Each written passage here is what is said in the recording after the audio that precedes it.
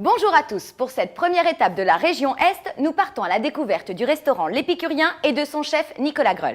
Il faut savoir que si Nicolas et sa femme ont décidé d'appeler leur restaurant ainsi, c'est que cette philosophie leur parle au quotidien.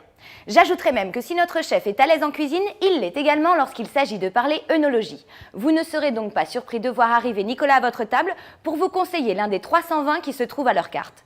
Partons à la découverte de notre chef du jour.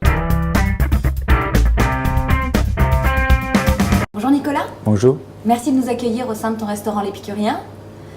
Donc, quel a été ton parcours exactement? Donc j'ai commencé en apprentissage aux Armes de France à l'époque, chez Gertner, un étoilé Michelin. Ensuite, je suis parti à Londres pendant 5 ans. J'ai travaillé au Connaught Hotel, un palace auprès de Michel Bourdin. Et je suis revenu travailler dans le restaurant de ma famille, la Taverne Alsacienne à Ingersheim, pendant 5 ans. Et ensuite, on a ouvert ici, il y a 3 ans, l'Épicurien. D'accord. Ouais. Et donc, tu t'y connais en œnologie. En vin, Est-ce ouais. que tu travailles tes plats en fonction des vins que tu proposes à la carte?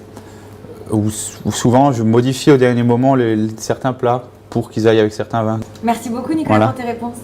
Je te souhaite bonne chance. Merci.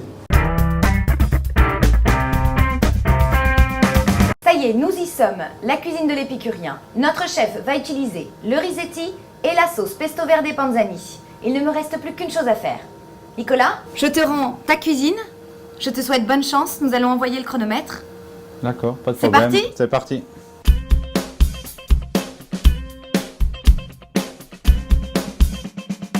Le risetti, c'est des pâtes en forme de riz, tout simplement. Ça a l'avantage d'avoir une cuisson rapide. Une fois qu'on le réutilise, c'est pas le même pouvoir collant qu'un riz normal.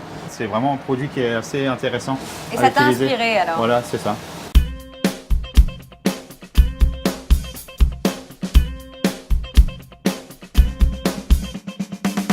Nicolas, drôle d'étape, celle du persil frit.